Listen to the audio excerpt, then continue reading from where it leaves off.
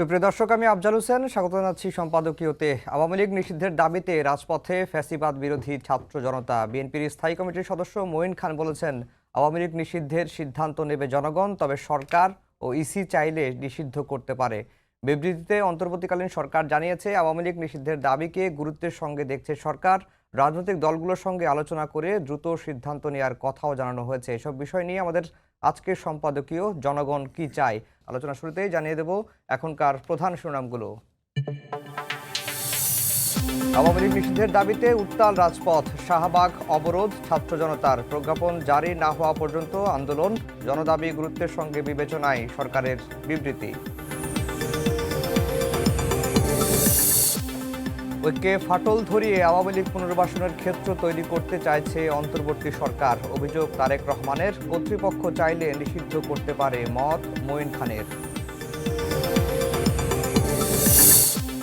শেখ হাসিনার বিরুদ্ধে জুলাই গণহত্যার তদন্ত প্রতিবেদন দাখিল সোমবার, জানালেন চিফ প্রসিকিউটর। গ্রেফতারের পর কারাগারে সাবেক মেয়র আইভী, সমর্থকদের প্রতিবাদ। রাখাইনকে রোহিঙ্গা শূন্য করার মিশনে জান্তার চেয়েও ভয়ঙ্কর আরাকান আর্মি, দাবি ভুক্তভোগীদের। দিনে বাংলাদেশে ঢুকছে অর্ধশত জন, বসতি বরাদ্দ দিতে জাতিসংঘের চিঠি। ভারতের সামরিক স্থাপনায় হামলার অভিযোগ, অস্বীকার পাকিস্তানের। নয়াদিল্লিকে সিনেমার জগৎ থেকে বাস্তবে ফেরার আহ্বান, অভ্যন্তরীণ ইস্যুতে নাক গলাবে না যুক্তরাষ্ট্র।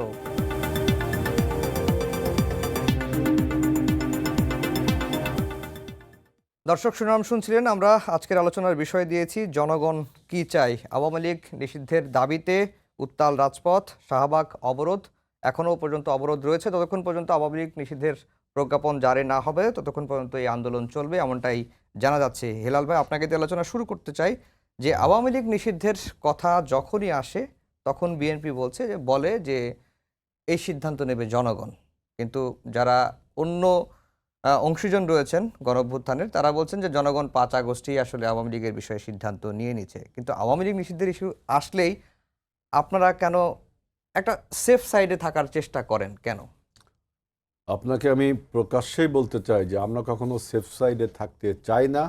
এইটা আপনাদের বলে বিভিন্ন সেক্টর থেকে একটা propaganda against BNP. BNP Awami লীগের বিচারের দাবিতে, আওয়ামী লীগের রাজনৈতিক দল হিসাবে তার বিচার, তার ইন্ডিভিজুয়ালসদের সমস্ত অফেন্স এবং গণহত্যার সমস্ত বিচার, এবং আওয়ামী লীগ নামে যেন কোনো দল বাংলাদেশে রাজনীতি করতে না পারে, কারণ আওয়ামী লীগ এবং ফ্যাসিস্ট একটা সমার্থক শব্দ।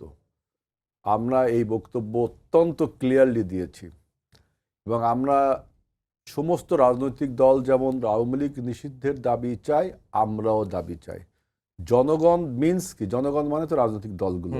জনগণ তো আপনি 18 কোটি জনগণকে একত্রে কথা বলাতে পারছেন না, তাদের রিপ্রেজেন্টেটিভস তো তারা সবাই রাজনৈতিক দলগুলো, তাই না? আমরা সবাই চাই আওয়ামী লীগের নিষিদ্ধ। আমার বক্তব্য, সরকার এখানে কি রোলটা প্লে করছে, ইটস ভেরি সিগনিফিক্যান্ট। সরকার কি রোলটা প্লে করছে? সরকার বলছে, তার আইন উপদেষ্টা কিন্তু বলেছে যে এটা একটা আইনি ব্যাপার। এটাও ঠিক, এটা একটা আইনি ব্যাপার। লিগালি যদি আপনি তাকে বন্ধ করতে পারেন, আদালতের একটা রায় যদি থাকে বা আদালতের একটা অবজারভেশন যদি থাকে, এটা সরকার বলছে। আবার বলছে যে রাজনৈতিক দলগুলো যদি চায়, তা রাজনৈতিক দলগুলো তো আমরা চাচ্ছি সবাই।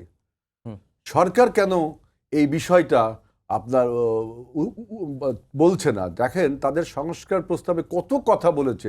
আওয়ামী লীগের নিষিদ্ধের কথা এক জায়গাও বলল না। 794টা ইন্ডিভিজুয়াল সংস্কার প্রস্তাব দিয়েছে 5টা সংস্কার কমিশন, কোথাও আওয়ামী লীগ নিষিদ্ধের কথা বলেনি। এবং দেখেন, আওয়ামী লীগের যে 5ই আগস্টে যেভাবে পলাতক মাফিয়া পালিয়ে গেল, ঠিক একইভাবে আপনার হামিদ সাহেব গতকালকে পালিয়ে গেল। হামিদ সাহেব তো পালায়নি, পালিয়ে গেল, এটা ঠিক বলছেন। শেখ হাসিনা তো ওইভাবে গেল, সবার সামনেই গেল। আমরা পলিটিক্যালি বলছে পালিয়ে গেল, আসলেই পালিয়ে গেল। হামিদ সাহেবও তাই।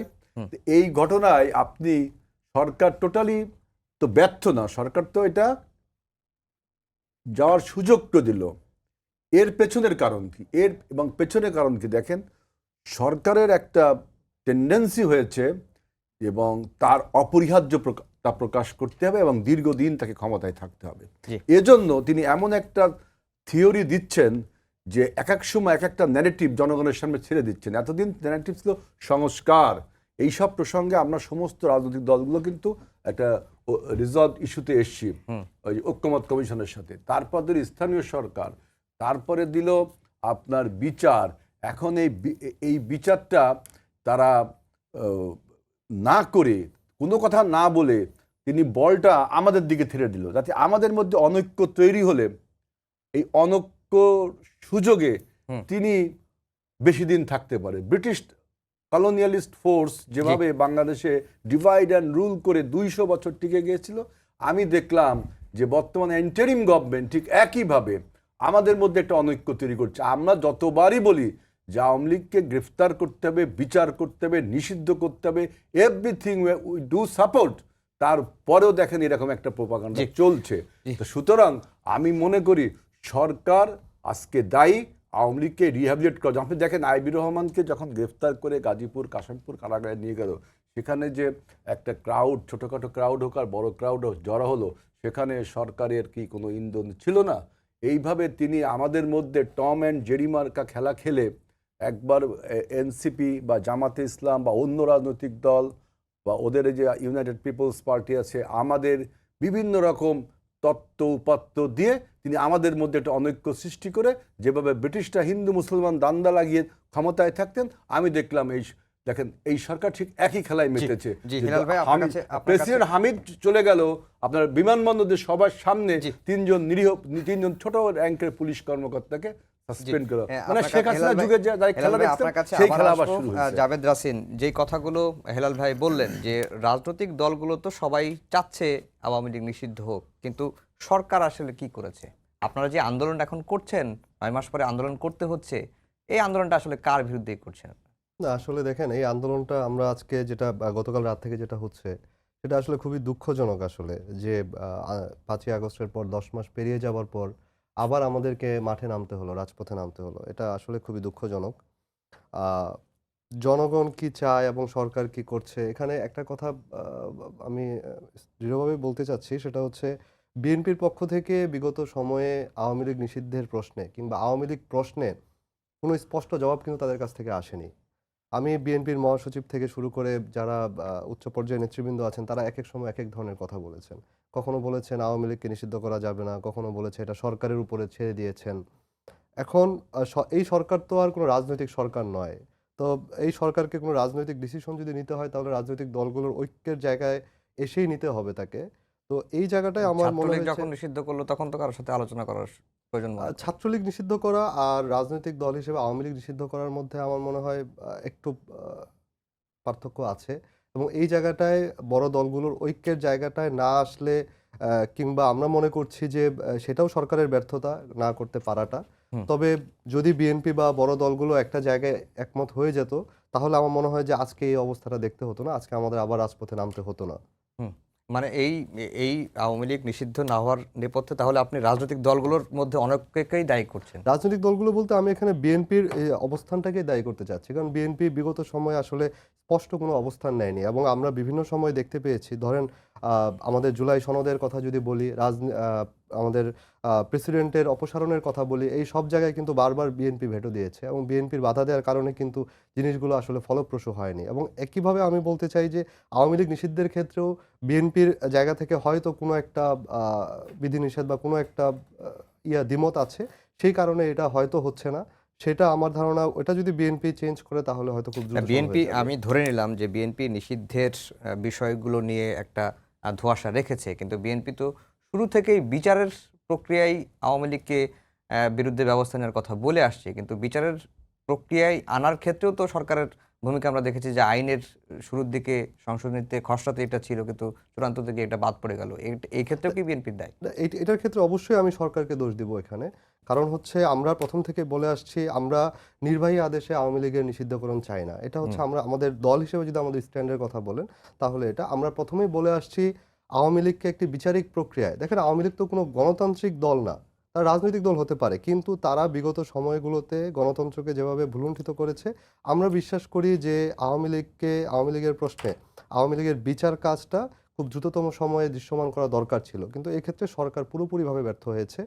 আরেকটি কথা হচ্ছে আইসিটি ট্রাইব্যুনালের অ্যাক্টে যেটা খসড়ায় দল হিসেবে বিচারের বিধান খসড়াতে ছিল কিন্তু পরবর্তীতে বাদ পড়লো, এটাও আমি মনে করি আসলে সরকারের একটা ব্যর্থতা, বা সরকার হতে চাচ্ছে না, বা সরকারের ভিতরেও এটা নিয়ে কোনো দ্বিধা আছে কিনা আমরা এটা বুঝতে পারছি না। জি। তবে আমরা আমাদের রাজনৈতিক দল হিসেবে আমরা বরাবরই বলে আসছি আওয়ামী লীগকে এবং আওয়ামী লীগের যারা নেতৃবৃন্দ আছেন তাদেরকে বিচারিক প্রক্রিয়াতেই নিষিদ্ধ করতে হবে এবং তাদের বিচার করতে হবে। জি, রাফেজ সালমান রিফাত, আপনাকে অসংখ্য ধন্যবাদ। আপনি হয়তো আজকে প্রথমবারের মতো সময় টেলিভিশনে আসলেন। জি। দুটি বিষয় সামনে এসেছে। একটি হচ্ছে যে আওয়ামী লীগকে কি প্রশাসনিক সিদ্ধান্তে নিষিদ্ধ করাটা যৌক্তিক হবে, নাকি বিচারের প্রক্রিয়ায় আওয়ামী লীগের বিরুদ্ধে ব্যবস্থা নিয়ে যায় সেটি ঠিক হবে, এটি একটি দিক। আর যেটি হেলাল ভাই বললেন যে সরকার নিজে করছে না, মানে সকল রাজনৈতিক দলই চাচ্ছে আওয়ামী লীগের বিরুদ্ধে ব্যবস্থা নেওয়া হোক, নিষিদ্ধ করা হোক বা যাই হোক, কিন্তু সরকার সেক্ষেত্রে না করে রাজনৈতিক দলগুলোর সঙ্গে আলোচনার কথা বলে বলটা আসলে রাজনীতিবিদদের ঘাড়ে দেওয়া হচ্ছে, এবং এটাকে ইস্যু বানানো হচ্ছে যে ক্ষমতা দীর্ঘমেয়াদী করা এবং অভ্যুত্থানের শক্তিদের মাঝে একটা ঐক্যর ফাটল তৈরি করা। জি, আমি ধন্যবাদ জানিয়ে শুরু করছি।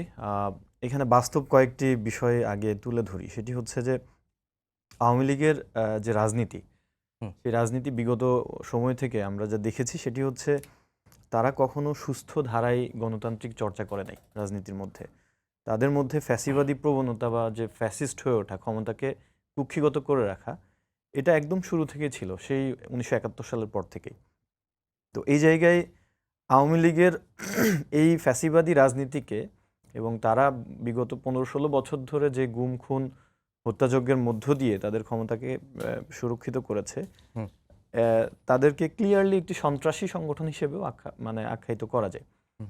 তো এরকম একটি সন্ত্রাসী ফ্যাসিবাদী গণহত্যাকারী রাজনৈতিক দলকে, গণতন্ত্র বিরোধী রাজনৈতিক দলকে তাদের রাজনীতি থেকে যদি চিরতরে আমাদের এই বাংলাদেশের রাজনৈতিক প্রেক্ষাপট থেকে সরাতে হয়, তাহলে এখানে সবচেয়ে শক্তিশালী উপায় হচ্ছে এটাই, যে তাদের এই ক্রাইম এবং ক্রিমিনালগুলোকে বিচারের আওতায় নিয়ে আসা। এবং এর বাইরে আরেকটি শক্তিশালী বাস্তব দিক হবে যে সমস্ত বাকি যে অ্যান্টি ফ্যাসিস্ট বা ফ্যাসিবাদ বিরোধী যে রাজনৈতিক দলগুলো আছে, যাদের সম্মিলিত প্রচেষ্টায় এরকম একটি ফ্যাসিস্ট রাজনৈতিক দল 5ই আগস্টে একেবারে পুরোপুরি উৎখাত হলো, তাদের মধ্যে যদি একটি শক্তিশালী রাজনৈতিক চুক্তি হয়। হুম। তো হেলাল ভাই যে বললেন যে বিএনপি আওয়ামী লীগকে নিষিদ্ধ করার পক্ষে আছে, আমি তো মনে করি আজকে রাতে নিষিদ্ধ করে দেওয়া যায়, সবাই পক্ষে আছে। হুম। অলরেডি মাঠে যে আন্দোলন চলতেছে ওখানে সবাই আসছে। জামাত ইসলামের একজন নেতাকেও বা একাধিক নেতাকে দেখেছি সেখানে। হুম। এখন শুধু বিএনপির দিক থেকে আমাদের তাদের ক্লিয়ার একটা বক্তব্য পাওয়া দরকার ছিল। সেটি হেলাল ভাইয়ের মুখ থেকে শুনলাম যে বিএনপিও চায় আওয়ামী লীগকে নিষিদ্ধ করা হোক। হুম। আমার মনে হয় যে এটা ডক্টর ইউনূসের বিবেচনা করা উচিত যে আজকে রাতের মধ্যে বা কালকের মধ্যে এই আওয়ামী লীগ প্রশ্নটা আমাদের একটা মীমাংসিত প্রশ্ন হওয়া উচিত। যেহেতু সমস্ত রাজনৈতিক দলগুলো একমত হয়েছে, তাহলে এখানে একটা রাজনৈতিক চুক্তি হতে পারে এবং এর মধ্য দিয়েই বাংলাদেশে চিরতরে আওয়ামী লীগের মতো এরকম একটা ফ্যাসিস্ট সন্ত্রাসী গণহত্যাকারী রাজনৈতিক দলকে আমরা চিরতরে নিষিদ্ধ করতে পারি। আর এই মুহূর্তে যে আন্দোলন চলছে, যে অধ্যাদেশের মধ্য দিয়ে হোক বা কোনো একটা হাইকোর্টের রায়ের মধ্য দিয়ে হোক, এটি দুর্বল হবে, কিন্তু আমাদের আসলে কিছু করার নেই। নিরুপায় হয়ে মাঠে নেমে আগে এই সহজ পন্থা, এটা সহজ পন্থা যে সরকার চাইলে একটা অধ্যাদেশের মধ্য দিয়ে নিষিদ্ধ করে দিতে পারে, যেভাবে ছাত্রলীগকে করেছে। তো এইটা এখন করতে হচ্ছে এই কারণে যে আওয়ামী লীগকে যদি নিষিদ্ধ না করা হয়, তাহলে আওয়ামী লীগ তাদের কর্মকাণ্ড চালিয়ে যাচ্ছে। সেই কর্মকাণ্ডের মধ্যে নানাবিধ কর্মকাণ্ড আছে, সন্ত্রাসী কর্মকাণ্ড আছে, ঝটিকা মিছিল আছে, নাশকতা সৃষ্টিকারীর মানে প্রচেষ্টা আছে। তো এই জিনিসগুলো আপনি থামাবেন কিভাবে? তারা যদি একটা রাজনৈতিক দল হিসেবে বাংলাদেশে তাদের রাজনৈতিক কর্মকাণ্ড চর্চা করার অধিকার থাকে, তাহলে তো আপনি এগুলো আইনগতভাবে থামাতে পারবেন না। এখন দ্বিতীয় আমি যে বাস্তব বিষয়ে আসতে চাই সেটি হচ্ছে বিচারিক প্রক্রিয়া কি শুরু হয়েছে? না, এখন পর্যন্ত শুরু হয় নাই, তদন্তের কাজ চলতেছে এবং এইখানে দৃশ্যমান কোনো বিগত 9 মাসে আমরা ভালো ভিজিবল কোনো আউটকাম দেখতে পাই নাই।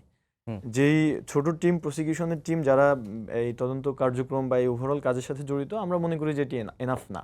এবং আওয়ামী লীগের খুনি হাসিনা থেকে শুরু করে তাদের যে ক্রিমিনালের যে লিস্ট, এবং তাদের যে ক্রাইমের লিস্ট এটা এত বিশাল যে এরকম একটি ছোট আন্তর্জাতিক ট্রাইব্যুনালের মধ্য দিয়ে এই বিচার করতে দীর্ঘ সময় লাগবে। হুম। তো আমরা তো চাই যে সুষ্ঠুভাবেই বিচারিক প্রক্রিয়াটা আরও ত্বরান্বিত হোক, প্রয়োজনীয় ব্যবস্থাগুলো নেওয়া হোক। হুম। এখন এই জায়গায় যে বিচার প্রক্রিয়া এখনো দৃশ্যমানত খুব গতিশীল একটা ভালো অবস্থায় নাই, এটার জন্য দায়ীকে সেটা খুঁজে বের করা দরকার। আমরা মনে করি যে এই সরকার সুষম না, উপদেষ্টা পরিষদ প্রয়োজনে পুনর্গঠন করা প্রয়োজন। যদি এটার জন্য আইন উপদেষ্টা নিজে দায়ী হন, তার পদত্যাগ করে বের হয়ে আসা উচিত। হুম। এই যে বিচার হচ্ছে না, তার দায়ভার নিজের কাঁধে নিয়ে তার এখান থেকে বের হয়ে আসা উচিত। আর যদি তিনি নিজে দায়ী হন যে এই বিচারিক প্রক্রিয়াকে মানে স্লথ করে দেওয়া, গতিরুদ্ধ করে দেওয়া বা এই বিচারিক প্রক্রিয়া নিয়ে টালবাহানা করা, তাহলে আমার মনে হয় যে তিনি নিজেও একসময় বিচারের আওতায় আসবেন। জি, হেলাল ভাই, আপনারা আওয়ামী লীগ নিষিদ্ধের কথা আপনি বলেছেন, কিন্তু যে আন্দোলনটি হচ্ছে সেই আন্দোলনে এনসিপি আছে, আপ বাংলাদেশ আছে, জামাত ইসলামীও সংহতি প্রকাশ করেছে, ইসলামী আন্দোলন তারাও এই গণজমায়েত বা অবস্থান কর্মসূচিতে ছিল। বিএনপি এখন পর্যন্ত সংহতি জানালো না কেন? এটা ডু ইউ থিঙ্ক শাহবাগে what the happening is going on, এটা দ্য সেন্টার স্টেজ, এটা আপনি কিভাবে কনসিডার করছেন? আমরা তো ঐক্যমত রয়েছে আওয়ামী লীগ নিষিদ্ধের ব্যাপারে, তাই না? এখানে যে আমি যে সংহতি প্রকাশ করলে দ্যাট মিনস এটা কি আমাদের এখনকে এই সরকারের বিরুদ্ধে যে সমস্ত কথাবার্তা সেটা বলার সেন্টার স্টেজ? না, এরকম কোনো কিছু না। কারণ এই শাহবাগ সম্বন্ধে আমাদের একটা অতীত অভিজ্ঞতা আছে, এই গণজাগরণ মঞ্চ, হুম, তাই না? হুম। পলিটিক্সের ক্রিটিক্স থাকবে, ভিউজ থাকবে, আইডিয়াস থাকবে, এগুলো মানে উঠলো বা কোন পথে যায় এইভাবে তো আর পলিটিক্সটা হয় না। হুম। যেমন জুলাই সনদের কথা বলুন, দেখেন জুলাই সনদ অলরেডি রিজলভ, আমরা যেসব বিষয়ে ঐক্যমত হবো সেটা জুলাই চার্টার হবে, তাই না? হুম। তবে এখানে বিএনপির বিরোধিতার কোনো বিষয় না। আপনি হঠাৎ করে বললেন জুলাই সনদ করতে হবে, আমরা সেটা রাজনৈতিক প্রসেসের মাধ্যমে যেসব বিষয়ে ঐক্যমত হয়েছে এখন কিন্তু সেটা রিজলভ। আগের থেকে যে আপনি চিল্লালেন যে বিএনপি এক না জুলাই সনদের ব্যাপারে, এখনও বিষয়টা কিন্তু এরকম। তারপরে বলেন যে প্রেসিডেন্টের অপসারণ, এই যে চুপ্পুর, আমরা 8 তারিখে শপথ গ্রহণের সময় বলেছিলাম যে এটা তো হচ্ছে না কিছু, আমরা যারা প্রেজেন্ট ছিলাম বিএনপির ওইখানে, যে তো হচ্ছে না কিছু, এটা এই আপনার যাকে পরাজিত করলাম তার কাছ থেকে আপনারা শপথ নিচ্ছে, এটা হচ্ছে না কিছু আমরা বলছিলাম। এবং আমাদের তাজা চুপ্পুকে যে সরাতে হবে তো পূর্ব আলোচনা দরকার। তো আপনি এসে বললেন ওইখানে আসো চুপ্পুকে সরাবো আর সবাই দৌড় মারবে, এটা তো পলিটিক্যাল ম্যাচুরিটি না। সব কিছু কিন্তু একটা প্রসেসের মাধ্যমে, you have going through a process নাকি? আরেকটা জিনিস দেখেন যে এই যে একটা কথা খুব ভালো বললো যে বিচারের প্রক্রিয়া স্লোথ। দেখেন সংস্কারের কথা যখন তুলছিল তখন আমরা বারবার বলছিলাম যে এই সংস্কারের যেসব বিষয়ে ঐক্যমত হয়ে গিয়ে সেগুলো প্রকাশ করুন এবং সেগুলো ইমপ্লিমেন্ট করুন to hold a free and fair election. Sarkar sloth করে দিল, মানে ধীর করে দিল। একইভাবে দেখেন বিচার প্রক্রিয়াও ধীর করে দিচ্ছে। কারণ ওই যে আমি বলছি the intoxication of power is more than liquor, ক্ষমতার নেশা মদের নেশার চেয়েও ভয়ঙ্কর। এখন দেখেন আমি বলি আপনারা যত তর্ক বিতর্ক জড়বেন, আপনারা বলতে আমরা যারা রাজনৈতিক দলগুলো মাঠে আছি, ইভেন আপনারা যারা মিডিয়ার জগতে আছেন, আমরা যত বাইনারি যত তর্ক বিতর্ক তুলব, এতে কী হবে? পলাতক ফ্যাসিবাদ সে কিন্তু ষড়যন্ত্র করার সুযোগ পেয়ে যাবে। ইতিমধ্যে সে পেয়ে গেছে এবং কিছু কিছু সিনড্রোম আপনারা দেখতে পাচ্ছেন। ইভেন বিভিন্ন রাজনৈতিক দল তাদের যে ওই যে আওয়ামী লীগের সাথে বিভিন্ন রকম সলা পরামর্শ, বিভিন্ন রকম ছবি প্রদর্শন, বিভিন্ন মিটিং, প্রান্তিক পর্যায়ে বিভিন্ন মিটিং, এগুলো কিন্তু কোনো ভালো লক্ষণ না। এবং এই সরকার ঠিক সুচিন্তিতভাবে এই প্লটটা তৈরি করে দিচ্ছে, বুঝছেন, to sustain the government by reviving Awami fascism, মানে ইন এ স্পর্ডিয়াক সিস্টেম, মানে বিক্ষিপ্তভাবে আওয়ামী লীগকে করে দিয়ে আমাদের মধ্যে অনৈক্য রেখে তিনি ওই বিচারের কাঠগড়া, তিনি বিচারক হিসাবে বিভিন্ন ক্ষমতায় থাকবেন। এখন কথা হলো যে দেখেন আজকে আপনারা যত আলোচনা তর্ক বিতর্ক যাই করেন, যত কিছু করছেন, এর ফলে তো বললাম যে ওদের অপচয় মানে বদনামগুলো, আওয়ামী লীগের যে সমস্ত দুর্নীতি হত্যা সব চাপা পড়ে যাচ্ছে। আর কি হচ্ছে, যদি আজকে দেখেন আমি একটা থিসিস দিই আপনাদের সামনে, যদি আজকে এই যে 9টা মাস চলে গেল, যদি একটা পলিটিক্যাল গভর্নমেন্ট থাকতো এবং যে পলিটিক্যাল গভর্নমেন্টই থাকুক সে কিন্তু কমিটমেন্ট করেছে। যেমন আমরা এখন নিঃসন্দেহে একটি বড় রাজনৈতিক দল, হুম। মানে যদি একটা সুষ্ঠু এবং গ্রহণযোগ্য নির্বাচনের মাধ্যমে বিএনপি ক্ষমতায় যেত, বিএনপির কমিটমেন্টটা কি ছিল? যেটা জাতীয় সরকার গঠন ছিল না? হুম। সবাই মিলে আমরা একটা জাতীয় ঐক্য সরকার গঠন তো ঐক্য হয়ে যেত। তাহলে আওয়ামী লীগকে এই সুযোগটা পেত। কিন্তু পলিটিক্যালি যদি ইম্যাচুরিটি দেখান তাহলে কিন্তু তৃতীয় পক্ষ আপনার সুবিধা নিয়ে যাবেই। জি। সুতরাং আপনারা তর্ক বিতর্ক যাই করেন, আমরা তো আমরা সবাই তো ঐক্যমত, আমরা একসাথে আছি। আপনি যেভাবে একটা জিনিস ইমপ্লিমেন্ট করতে চাচ্ছেন আমি হয়তো সেভাবে চাচ্ছি না, আমি আর একভাবে চাচ্ছি। পলিটিক্যাল দৃষ্টিকোণের ব্যাপার, তার মানে কিন্তু বিভেদ না, তাই না? তারাও বিচার চাচ্ছে, সেও বিচার চাচ্ছে, আমিও বিচার চাচ্ছি। বিচারের প্রক্রিয়া নিয়ে, মেথোডোলজি নিয়ে আমাদের, যেমন আমরা বলছি যে জনগণ মানে কি? Political parties. আবার আমরা বলছি যে এটা কিন্তু কোনো রাজনৈতিক উইলে বা রাজনৈতিক অভিপ্রায় যদি কোনো রাজনৈতিক দল বন্ধ করা হয়, তার প্রিভিয়াস প্রেসিডেন্টসগুলো আমাদের কাছে রয়েছে, জামাত ইসলাম বাংলাদেশ, ওটাকে বন্ধ করতে পেরেছেন? যদি একটা লিগ্যাল অবজারভেশন, সরকার নিজে, আসিফুল সাদ্দাম নিজেই বললো যেটা লিগ্যাল অবজারভেশন, মানে কোনো সংক্ষিপ্ত ব্যক্তি একটা কেস টুকে দিল রাজনৈতিক দল আওয়ামী লীগের বিরুদ্ধে, আদালত একটা পর্যবেক্ষণ দিল, যেভাবে এই যে ইন্টারিম গভর্নমেন্ট টিকে আছে, কিভাবে আদালতের একটা পর্যবেক্ষণ, আদালতের একটা রায় টিকে আছে না, এই সরকারের ভ্যালিডিটিটা কিন্তু আওয়ামী লীগ নিষিদ্ধের দাবিতে একটা রিটও হয়েছিল, তো সেটা আবার প্রত্যাহার করা হচ্ছে। তারপর দেখেন আইসিটি অ্যাক্ট থেকে এই যে মানবতা বিরোধী অপরাধের জন্য এই জিনিসটা তুলে দিল। আজকে আবার কিন্তু আজকে আবার ইনপুট করেছে আমি দেখলাম। অর্থাৎ এই আমাদের সমস্ত রাজনৈতিক দলগুলোকে আমাদের বুঝতে হবে যে আমাদেরকে নিয়ে কে এই খেলাধুলাটা করছে, কার লাভ কার ক্ষতি। আমরা তো সবাই জাতীয় ঐক্য সরকার গঠন করব আফটার দ্য ইলেকশন, আমরা তো বলছি। আজকে তো পলাতক হাসিনা বা ফ্যাসিবাদরা এই সুবিধাটা পেত না, কখনোই পেত না। জাভেদ রাসিন, যেই কথাটি হেলাল ভাই বলছিলেন যে একটা জনগুরুত্বপূর্ণ ইস্যু, ফ্যাসিবাদ বিরোধী সকল দল সেই ইস্যুতে হয়তো একমত, কিন্তু আপনারা যখন ডাক দিবেন সব দল তখন তার সঙ্গে চলে যাবে, এটি ভাবাও যেমন ঠিক না। এটি একটি দিক। আরটি হচ্ছে যে নিষিদ্ধ করে একটি দলকে কি নির্মূল করা যায় কিনা। না, একটা ব্যাপার হচ্ছে, দেখেন, আমরা ডাক দিব সবাই চলে আসবে, ব্যাপারটা তো এরকম না। আমরা আওয়ামী লীগের বিচার কিংবা নিষিদ্ধের ব্যাপারটা তো বলে আসছি দীর্ঘদিন সময় ধরে।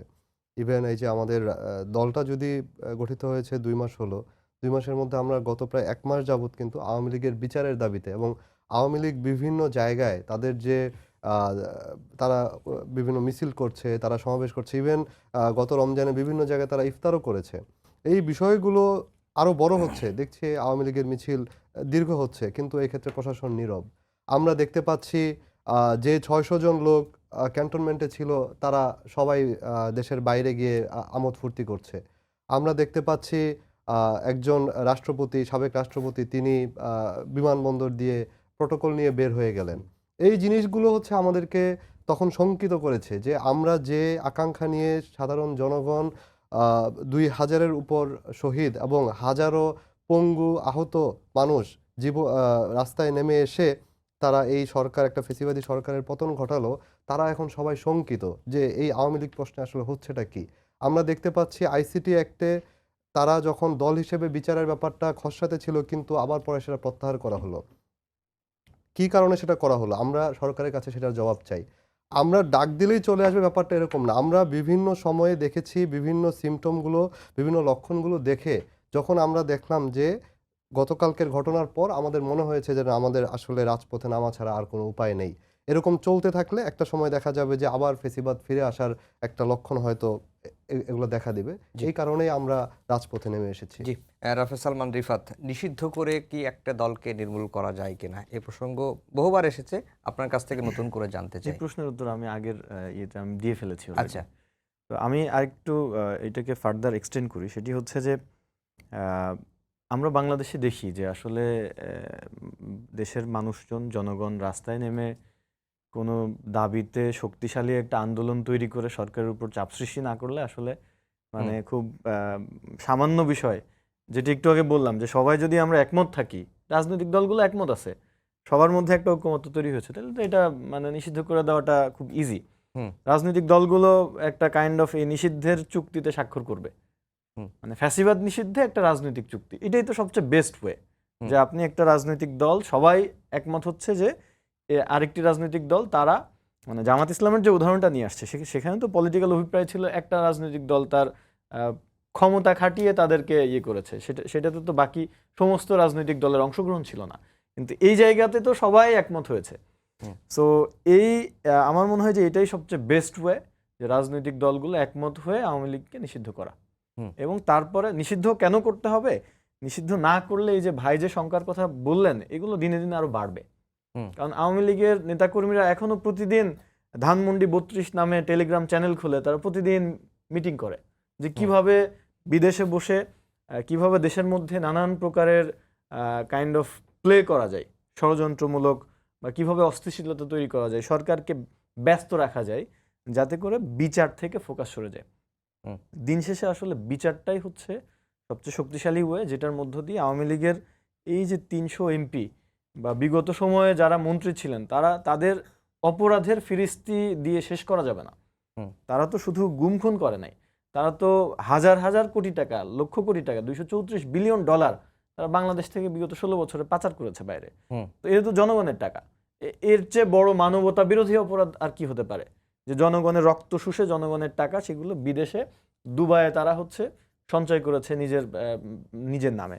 তো এই শঙ্কার জায়গা থেকে আওয়ামী লীগকে ঠেকানো এবং তাদের বিচারটাকে আরো স্মুথ করার জন্যই তাদেরকে নিষিদ্ধ করা প্রয়োজন। এবং সেই নিষিদ্ধের মধ্য দিয়ে আমাদের এরপরের আমাদের সবার সুরটা কিন্তু একই, যে বিচারটা শক্তিশালীভাবে এবং ন্যায্যভাবে আপনার গতিশীলভাবে আমরা দৃশ্যমান দেখতে চাই। আমরা অ্যাটলিস্ট আগামী কয়েক মাসের মধ্যে আমরা তো আমাদের এই সময়ের মধ্যে প্রত্যাশা ছিল যে অ্যাটলিস্ট হাসিনার বিরুদ্ধে একটা রায় আসবে, অ্যাটলিস্ট একটা হলেও রায় আসবে। এখন পর্যন্ত আমরা তো শুরুই করতে পারিনি। তো এই সরকার আর কতদিন ক্ষমতায় আছে, সে কিভাবে পারবে? এখন আমাদের এই জন্যই বলতেছি যে খুঁজে বের করা দরকার যে কোন কোন জায়গায় গ্যাপ। আমি তো স্পষ্টভাবে বললাম যে এই সরকারের মধ্যে উপদেষ্টাদের মধ্যে কোনো ইন্টারনাল কোহেশন আছে বলে আমার কাছে মনে হয় নাই। এক একজনের এক একটা এজেন্ডা আছে মনে হয়। কে যে কার হয়ে প্লে করছে, কে যে কোন পক্ষের, এর মধ্যে যে আওয়ামী লীগের পক্ষের নাই এটি কিভাবে বলবো? এই যে দেশ তো পরিচালনা করে স্টেট মেশিনারির মধ্য দিয়ে অ্যাকচুয়ালি আমলারা, আপনার ফ্যাসিবাদের মানে দোসর দালাল যে আমলারা, সচিব, তাদেরকেই তো আমরা দেখছি যে এই উপদেষ্টারা বিভিন্নভাবে আবার পুনর্বাসিত করছে। যারা আগের আমলের খুব মানে পাড় আওয়ামী লীগ, যাদের রক্তে মাংসে আওয়ামী লীগ, তাদেরকে আবার বিভিন্ন মন্ত্রণালয়ে অ্যাপয়েন্ট করে তাদের এখন তাদের যে একটা সদিচ্ছা আছে যে বাংলাদেশকে ফ্যাসিবাদ মুক্ত করার, বাংলাদেশের কাঠামোগুলোকে ফ্যাসিবাদ মুক্ত করার, সেটি আমরা কিভাবে বুঝবো? তাহলে এই যে সরকারের উপদেষ্টাদের মধ্যে একটা বড় অংশ নিষ্ক্রিয়, তাদেরকে আমরা খুব মানে তাদের যোগ্যতাতেও ঘাটতি দেখি এবং তাদের সৎ ইচ্ছা আছে কিনা সেটাতেও আমাদের সন্দেহ আছে। তো এই উপদেষ্টাদেরকে রেখে কি করব আমরা? আমি ডক্টর ইউনূসকে এই অনুষ্ঠানের মাধ্যমে আহ্বান জানাই যে আপনার উপদেষ্টা পরিষদকে পুনর্গঠন বা নতুনভাবে ঢেলে সাজানোর জন্য রিথিঙ্ক করেন। আদারওয়াইজ এই উপদেষ্টা দিয়ে বা এই উপদেষ্টা পরিষদ দিয়ে আমরা যে কাঙ্ক্ষিত মানে যে কথাগুলো বলছি, যে দাবিগুলো করছি, এটি পাওয়া আদৌ সম্ভব কিনা আমি জানি না। হেলাল ভাই, আমরা একেবারে শেষের দিকে চলে এসেছি, 3 মিনিট সময় আছে, আপনার ভাগ্যে 1 মিনিট আছে। 1 মিনিট আমি ওর কথা একটা বলছি, ও বলছে কতদিন আর সরকার এই ক্ষমতায় আছে, এই ইন্টারিম গভর্নমেন্ট। যতদিন তোমরা আমরা সবাই মিলে চাবো ততদিন সে থাকবে, যেদিন চাবো না সেদিন সে থাকবে না। এখন এই থিওরি যেহেতু তিনি বোঝেন, সেজন্য তিনি কিন্তু আমাদের মধ্যে অনৈক্য তৈরি করে রাখছেন, এটা কিন্তু তোমাকে মনে রাখতে হবে। আর একটা জিনিস, পলিটিক্যাল একটা ডিসকোর্সটা হলো এরকম যে আমাদের এই যে পতিত শক্তির বিচার যেমন গুরুত্বপূর্ণ, সংস্কার করে একটা অবাধ সুষ্ঠু নিরপেক্ষ নির্বাচন যেমন একটা গুরুত্বপূর্ণ, এরকম তোমার এই সরকার তার যে এই যে নির্বাচনটা মানে গণতান্ত্রিক অধিকারটা কবে ফিরিয়ে দেবে এটাও কিন্তু গুরুত্বপূর্ণ। তুমি যদি একটাকে খাটো করে আর একটাকে প্রায়োরিটি দাও বা প্রাধান্য দাও, তাহলে কিন্তু ঐক্যের, বিশেষ করে পলিটিক্যাল যে ঐক্যমতটা, আমাদের সবার মধ্যে যে পলিটিক্যাল ঐক্যমতটা, এটা সরকারের একটা ইচ্ছা হলো যে আমাদের যে গণতান্ত্রিক প্রক্রিয়ার যে পূর্বশর্ত ইলেকশন, তাকে ডাইভার্ট করে দিয়ে তিনি তোমার কোনো গোষ্ঠীকে বা নিজে ক্ষমতায় থাকার একটা ব্যবস্থা করতে যাচ্ছে। তোমরা যে বলছো যে আওয়ামী লীগ এটা করছে সেটা করছে, খারাপ লাগে, আমাদের তো খারাপ লাগে না? আওয়ামী লীগ দ্বারা সবচেয়ে বেশি নির্যাতিত বাংলাদেশের মানুষ, আমরা কিন্তু কনভিক্টেড, আমরা সবাই কনভিক্টেড। এবং তোমাদেরও কিছু, যেমন এনসিপি তোমাদের তোমরা কখনো বলো যে আওয়ামী লীগের অমুকে কম দোষ করেছে, অমুকে বেশি দোষ করেছে, তাদেরকে নেওয়া যেতে পারে। কখনো বলো যে ওদের স্থানীয় সরকারকে নিয়ে ওদের সাথে মিটিং করো। কখনো ভাই হেলাল ভাই, আমার সময় একেবারে শেষ। অন্য দলের আমি দেখছি জামাত ইসলাম বাংলাদেশ যেমন প্রেস ক্লাবে বসে আওয়ামী লীগের লোকজন এসে মিটিং করছে। আমি এই যা বলছি, এই সমস্ত সিনড্রোম থেকে আমাদেরকে সরে আসতে হবে সবাইকে। এটা কিন্তু বিএনপির গতকালকে কিন্তু ক্লিন ইমেজের বিএনপির ওদেরকে নেওয়া যায় না না জাভেদ জাসিন, আমাদের 30 সেকেন্ড সময় আছে, যেটি হচ্ছে যে অন্তর্বর্তীকালীন সরকার ফ্যাসিবাদ বিরোধী যে দলগুলোর মধ্যে অনৈক্য সৃষ্টি করার চেষ্টা করছে, এটি বিএনপির তরফ থেকে বলা হচ্ছে। আপনার কাছে কি মনে হয় 30 সেকেন্ডে? আমার কাছে মনে হচ্ছে ধরেন সরকার যদি অনৈক্য সৃষ্টি করতে চায়ও, তাহলে কেন রাজনৈতিক দলগুলো নিজেদের মধ্যে অনৈক্য সৃষ্টি করবে? তাদের নিজেদের মধ্যে তো একটা আন্ডারস্ট্যান্ডিং থাকা উচিত। এই আওয়ামী লীগ প্রশ্নে বিগত প্রায় 3-4 মাসে আপনি যদি বিএনপির উচ্চ পর্যায়ের রাজনৈতিক নেতৃবৃন্দের কথা শোনেন, বক্তব্য শোনেন, আপনি একবার এক এক রকম কথা শুনতে পাবেন। কখনো তারা বলছে যে হ্যাঁ বিচার করা যেতে পারে, হ্যাঁ নিষিদ্ধ করা যেতে পারে, কখনো বলছে যে না মডিফাইড মানে বিএনপির অবস্থান একেবারে ধোঁয়াশা, জি ধোঁয়াশার মধ্যে। তারা সেটা ক্লিয়ার করুক, আমার মনে হয় সেটা ক্লিয়ার করলেই অনেক কিছু স্পষ্ট হয়ে যাবে। আমি এখানে আরেকটি সংকট দেখতে পাই, সেটি হচ্ছে বাংলাদেশে রাজনৈতিক দলগুলোর মধ্যে এক ধরনের অবিশ্বাস আছে। সেই অবিশ্বাসটার কারণ হচ্ছে যে পলিটিক্যাল কালচার এক্সিস্টিং ছিল, সেটি এখনো চেঞ্জ হয়নি। আপনি 5ই আগস্টের পর থেকে সারা দেশের একদম তৃণমূল পর্যায় পর্যন্ত দখলদারিত্বের যে রাজনীতি, চাঁদাবাজির যে রাজনৈতিক ব্যবস্থা, এই জিনিসগুলোর মধ্যে কোনো পার্থক্য বা কোনো চেঞ্জ দেখেন? তো এই না দেখতে পাওয়ার কারণেই তো জনগণের মধ্যে এখনো পর্যন্ত একটা শঙ্কা, একটা অবিশ্বাস কাজ করে। আমাদের সময় একেবারে শেষ। তিনজনকেই ধন্যবাদ দিয়ে শেষ করছি আমাদের আজকের সম্পাদকীয়। আগামীকাল আবারও দেখা হবে একই সময়ে। শুভরাত্রি।